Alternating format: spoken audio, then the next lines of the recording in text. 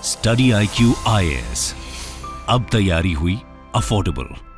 नमस्कार दोस्तों रिसेंटली आपने देखा होगा पेरिस ओलंपिक्स के अंदर जब भी टीम इंडिया की बारी आती थी, आप जियो सिनेमा ऐप ऑन करते थे, टीवी पर देखते थे, तो कई बार वहां पर रिलायंस लिखा हुआ आता था। इसका कारण यह है कि इस बार ओलंपिक्स में टीम इंडिया की जो स्पॉन्सर थी वो थी रिलायंस फाउंडेशन, और इसीलिए वो लिखा रहता था। जैसे नॉर्मली क्रिकेट में भी आप देखते हो टीम इंडिया जो है उसकी स्पॉन्सर एक होते हैं, मेन स्पॉन्सर, टी शर्ट पे भी लिखा होता है, सेम उसी प्रकार से। तो यहाँ पर क्या हुआ है कि अभी रिसेंटली CAG का रिपोर्ट सामने आया है, और कई बार आपने देखा होगा CAG के द्वारा खुलासा किया जाता है और बताया जाता है कि देखिए सरकार को ये लॉस हुआ है। तो यहाँ पर क्या है, CAG का ये कहना है कि रिलायंस और इंडियन ओलंपिक्स एसोसिएशन के बीच में जो एग्रीमेंट हुआ था स्पॉन्सरशिप को लेकर, इसकी वजह से 24 करोड़ का लॉस हुआ है भारत सरकार को। ये आप देख सकते हो खबर, IOA faulty agreement with Reliance India Limited led to loss of 24 crore rupees, CAG report. और इसी के बारे में हम डिटेल से समझेंगे। कई लोगों को समझ नहीं आ रहा है कि आखिरकार ये मामला क्या है, तो वो मैं आपको बताऊंगा। चलिए आगे बढ़ते हैं, लेकिन उससे पहले मैं आप सबको ये बता दूं कि आप में से जो भी लोग 2025 की अभी भी तैयारी करना चाहते हैं, तो हमारा जो फास्ट ट्रैक बैच है जिसमें मॉर्निंग और इवनिंग दोनों समय क्लासेस हो सकती हैं, तो यहां पर जल्द से जल्द आपका सिलेबस कंप्लीट कराने के लिए हम ये बैच लॉन्च किए हैं। ज्वाइन करने के लिए इसका लिंक कमेंट सेक्शन में दिया हुआ है, और यूज करना है आपको ये कोड अंकित लाइव, ताकि आप मैक्सिमम डिस्काउंट ले सकें। और इसके अलावा अगर आप MCQs अटेम्प्ट करना चाहते हैं तो मेरे इंस्टा पेज पर जाइए, वहां पर स्टोरीज में जितने भी MCQs हैं उसको भी आप अटेम्प्ट कर पाएंगे। तो चलिए शुरुआत करते हैं, और सबसे पहले ये देखते हैं कि एग्जैक्टली हुआ क्या है। जैसा कि मैं आपको बता रहा था स्टार्टिंग में कि CAG की जो ऑडिट रिपोर्ट सामने आई उसके अंदर बोला गया इंडियन ओलंपिक्स एसोसिएशन को जितना पैसा मिलना चाहिए उतना नहीं मिला है, और करीब 24 करोड़ का यहां पर लॉस हुआ है। देखिए, जब मैं इंडियन ओलंपिक्स एसोसिएशन की बात करता हूं तो बेसिकली ये ब्रिटिश टाइम से चलता रहा है। 1927 तब इसको बनाया गया था, 97 ईयर्स पहले। और इसकी जो मेन जिम्मेदारी होती है, जब भी टीम इंडिया ओलंपिक्स गेम्स में जाती है, एशियन गेम्स में जाती है, बाकी के जो इंटरनेशनल स्पोर्ट्स कॉम्पिटिशन होते हैं, उसमें यहां पर इंडियन ओलंपिक्स एसोसिएशन एथलीट्स को सेलेक्ट करती है, यहां पर उनको भेजती है। साथ ही साथ पूरा जो मैनेजमेंट है वो भी यहां पर इसी के दौरान देखा जाता है। और आपको पता ही होगा कि इस समय जो प्रेसिडेंट है इंडियन ओलंपिक्स एसोसिएशन की, वो है PT उषा। तो यहां पर क्वेश्चन ये है सबसे पहला कि इंडियन ओलंपिक्स एसोसिएशन और रिलायंस के बीच में यहां पर क्या एग्रीमेंट हुआ था। देखो, ऑब्वियस सी बात है, कोई भी सरकार हो या फिर जब भी इस तरह के स्पोर्ट्स इवेंट होते हैं तो वहां पर स्पॉन्सरशिप की काफ़ी ज़रूरत पड़ती है। इससे यहां पर जो भी ये इवेंट ऑर्गेनाइज कर रहा है उसको कमाई भी हो जाती है। तो यहां पर क्या है कि 2022 में 1 अगस्त 2022 को स्पॉन्सरशिप एग्रीमेंट हुआ था इंडियन ओलंपिक्स एसोसिएशन और रिलायंस के बीच में, जिसके तहत रिलायंस को ऑफिशियल प्रिंसिपल पार्टनर बनाया गया था। किस गेम्स के लिए, ये बहुत इंपॉर्टेंट है, ध्यान से समझिएगा। यहां पर रिलायंस को जो ऑफिशियल पार्टनर बनाया गया, ये बेसिकली 6 गेमों के लिए बनाया गया।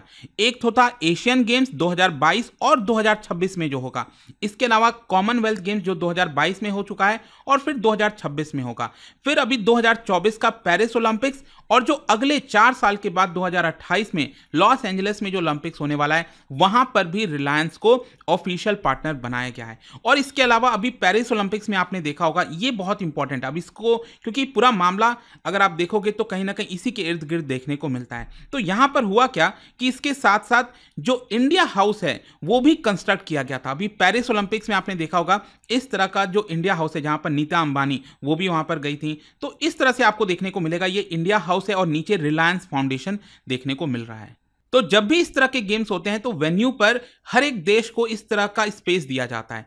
तो यहां पर भारत की तरफ से रिलायंस, क्योंकि ऑफिशियल पार्टनर था, उन्होंने ये जो इंडिया हाउस है वहां पर बनाया था। तो CAG रिपोर्ट का ये कहना है कि ये चलो एग्रीमेंट तो हो गया, यहां तक कोई दिक्कत नहीं है। 2022 में ये एग्रीमेंट हुआ, 6 गेमों के लिए पूरा सब कुछ हो गया था। लेकिन प्रॉब्लम आता है 2023 में। 5 दिसंबर 2023 में CAG का यह कहना है कि सरकार ने रिलायंस के साथ ये जो एग्रीमेंट था उसमें बदलाव किया और रिलायंस को एडिशनल राइट्स दे दिए 4 और गेमों के। वो 4 गेम्स कौन से हैं? एक विंटर ओलंपिक गेम्स है 2026 में और 2030 में, और साथ ही साथ यूथ ओलंपिक्स गेम्स है 2026 में और 2030 में। तो ये 4 एडिशनल जो स्पॉन्सरशिप की जिम्मेदारी है वो भी रिलायंस को यहां पर दे दी गई। तो देखिए यहां पर सबसे पहला आपके मन में क्वेश्चन क्या आएगा? क्वेश्चन ये आएगा कि देखो यहां पर 6 गेमों के लिए जो रिलायंस को ऑफिशियल पार्टनर बनाया गया, तो रिलायंस ने कुछ पेमेंट किया होगा, बिल्कुल सही बात है। तो रिलायंस ने इसके लिए 35 करोड़ रुपए इंडियन ओलंपिक्स एसोसिएशन को दिए थे। तो ये बात ठीक है, लेकिन मान लो अगर 4 और गेम्स की जिम्मेदारी दी जा रही है, मतलब ऑफिशियल पार्टनर रिलायंस को बनाया जा रहा है, तो ये 4 गेमों के लिए और एक्स्ट्रा पैसा मिलना चाहिए था इंडियन ओलंपिक्स एसोसिएशन को। सिंपल। यहां पर सीएजी का ये कहना है कि वो एक्स्ट्रा पैसा आईओए को नहीं मिला, इंडियन ओलंपिक्स एसोसिएशन को नहीं मिला। और सीएजी ने बेसिकली यहां पर जो रेट कैलकुलेट किया है वो मैं आपको बताता हूं। जैसे कि आपको मैंने पहले ही बताया कि 6 गेमों के लिए एग्रीमेंट हुआ था, ओरिजिनल एग्रीमेंट। तो यहां पर करीब 35 करोड़ जो है, आप समझिए हर एक गेम के लिए 6 करोड़ रुपए, मतलब सीएजी हर एक गेम के बेसिस पर जो है आपका कैलकुलेट कर रही है। 6 गेम के लिए 35 करोड़ मिले, मतलब हर एक गेम के लिए लगभग 6 करोड़ रुपए इंडियन ओलंपिक्स एसोसिएशन को मिले। तो यहां पर जब इंडियन ओलंपिक्स एसोसिएशन ने एग्रीमेंट में चेंज करके 4 और गेम का स्पॉन्सर रिलायंस को बनाया, तो 4x6 होना चाहिए, तो 24 करोड़ रुपए और यहां पर मिलना चाहिए था इंडियन ओलंपिक्स एसोसिएशन को, और यह अमाउंट 35 करोड़ से बढ़ाकर 59 करोड़ कर देना चाहिए था, जो कि नहीं किया गया। और यही मेन आरोप यहां पर लगाया गया है। और इसी की वजह से आप देखोगे जो इंडियन ओलंपिक्स एसोसिएशन की प्रेसिडेंट है पीटी उषा, उनसे भी जवाब मांगा गया है सीएजी के द्वारा। अब क्वेश्चन यहां पर यह है कि क्या इंडियन ओलंपिक्स एसोसिएशन की तरफ से इस मामले को लेकर कुछ कहा गया है? बिल्कुल, मैं आपको बता दूं, जो executive assistant to IOA president Usha, PT Usha ji के जो एग्जीक्यूटिव असिस्टेंट हैं अजय कुमार नारंग, उनका क्या कहना है? देखो, उनका बेसिकली ये कहना है कि एक्चुअली टेंडर में थोड़ा सा मिस्टेक हो गया था, कुछ प्रॉब्लम हो गया था एग्रीमेंट में। आपको बताता हूं कैसे। वो बेसिकली ये कह रहे हैं कि 2022 में जब स्टार्टिंग में ये एग्रीमेंट हुआ था रिलायंस और इंडियन ओलंपिक्स एसोसिएशन के बीच में, तब यहां पर जो स्पॉन्सर का नाम है वो ये रखा गया था, रिलायंस इंडिया हाउस।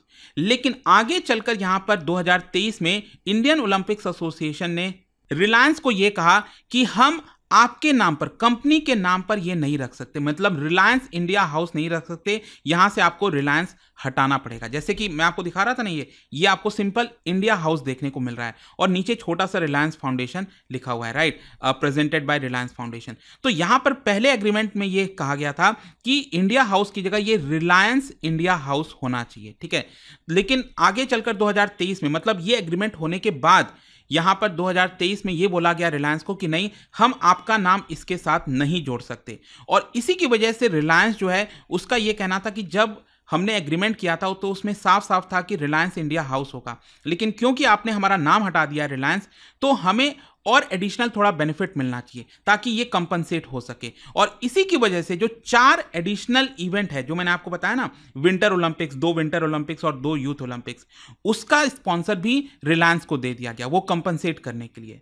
तो इसी की वजह से यहां पर इंडियन ओलंपिक्स एसोसिएशन का कहना है कि इसमें कोई गड़बड़ी नहीं है, बट यहां पर कुछ इशू हो गया था जिसकी वजह से ये प्रॉब्लम आया है। इसके अलावा यहां पर एक और ये बात बोली गई कि सीएजी ने क्या किया है, सिंपली 6 गेम के लिए 35 करोड़ मिला था, इसको डिवाइड कर दिया, 35 करोड़ डिवाइड बाय 6, इसकी वजह से 6 करोड़ रुपए करीब आ गए।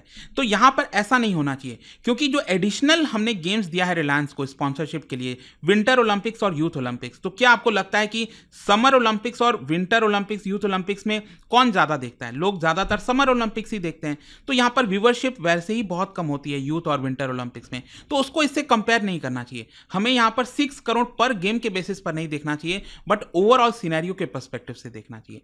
तो ये मेन प्रॉब्लम है। इसके अलावा अगेन आप देख सकते हो जो आईओए के ट्रेजरर हैं सहदेव यादव, उनका भी स्टेटमेंट आया है और उन्होंने भी इसी चीज को कहा कि कुछ एग्रीमेंट और फ्लॉज हो गए थे जिसकी वजह से ये प्रॉब्लम हो रही है। और यहां पर सिंपली ये क्या करना चाहिए था कि एग्रीमेंट जब हो रहा था रिलायंस के साथ, तब यहां पर ये एक कंडीशन डालने देना चाहिए कि आगे चलकर इंडियन ओलंपिक्स कमेटी उसको अप्रूव करेगी आपके नाम को। अगर वो अप्रूव करेगी तभी यहां पर आपका जो नाम है रिलायंस इंडिया हाउस वो रखा जाएगा। लेकिन स्टिल यहां पर आखिरकार प्रेसिडेंट ने ऐसा क्यों किया, क्यों इशू आया एग्रीमेंट के अंदर, इसका जवाब पीटी उषा जी को देना चाहिए, ऐसा यहां पर यादव जी कह रहे हैं, सहदेव यादव जी जो ट्रेजरर हैं इंडियन ओलंपिक्स एसोसिएशन की तरफ से। तो आई होप दोस्तों यहां तक आपको समझ में आ गया होगा कि एग्जैक्टली ये पूरा मामला है क्या, ठीक है। जाने से पहले मैं आपको एक और इंटरेस्टिंग चीज बता दूं, ये थोड़ा सा अलग चीज है। बेसिकली क्या है आपको पता होगा, जो पूरा ओलंपिक्स होता है हर 4 साल में एक बार, तो वहां पर आप देखोगे बहुत बड़े बड़े इंटरनेशनल स्पॉन्सर होते हैं। मैं भारत के स्पॉन्सरशिप की बात नहीं कर रहा हूं, वो तो टीम इंडिया की स्पॉन्सर है रिलायंस, लेकिन ओवरऑल जो ओलंपिक्स कंडक्ट होता है उसके भी अलग अलग स्पॉन्सर होते हैं। जैसे क्रिकेट वर्ल्ड कप हो गया तो उसके अलग स्पॉन्सर्स होते हैं। तो यहां पर अभी तक जब भी ओलंपिक्स हुआ है दुनिया में, कभी भी भारत की कोई कंपनी स्पॉन्सर नहीं की है, लेकिन मैं आपको बता दूं बहुत जल्द रिलायंस यहां पर एंटर करने वाली है। इस साल जो ओलंपिक्स कंडक्ट किया गया था इसमें 15 पार्टनर्स थे इंटरनेशनल ओलंपिक कमेटी के पास, और उसको करीब $740 मिलियन दिया गया था। तो हो सकता है कि जल्द ही यहाँ पर रिलायंस जो है वो यहाँ पर स्पॉन्सर करे इंटरनेशनल ओलंपिक्स में, वो देखना होगा, आगे की बात होगी। और कहीं ना कहीं भारत भी चाहता है कि 2036 का समर ओलंपिक्स गेम जो है वो कराया जाएगा। तो यही पूरा वीडियो था दोस्तों। आई होप कि आपके सारे डाउट्स क्लियर हो गए होंगे। और जाने से पहले एक इंटरेस्टिंग क्वेश्चन, क्या बता सकते हो कि ओलंपिक्स फ्लैग में जो 5 रिंग्स हैं वो क्या रिप्रेजेंट करते हैं? इसका राइट आंसर आप सबको पता है, मेरे इंस्टाग्राम पर तो मिलेगा ही, वहां पर अगर आप नहीं हो कोई बात नहीं, टेलीग्राम से ले सकते हैं इसका सही उत्तर। मैं कई सारे जो एमसीक्यूज हैं वो यहाँ पर स्टोरीज में डालता रहता हूँ। अगर आपको पीडीएफ चाहिए तो टेलीग्राम पर आइए, अलग अलग सोशल मीडिया पर आप जुड़ पाओगे। और जैसा मैंने आपको बताया, अगर आप यूपीएससी की तैयारी कर रहे हैं, कोई भी बैच चाहते हैं, you can simply use this code Ankit live to get maximum discount. And I hope कि वीडियो आपको पसंद आया होगा। मिलता हूं आपसे next time. Till then thank you very much, see you soon. Study IQ IAS, अब तैयारी हुई अफोर्डेबल।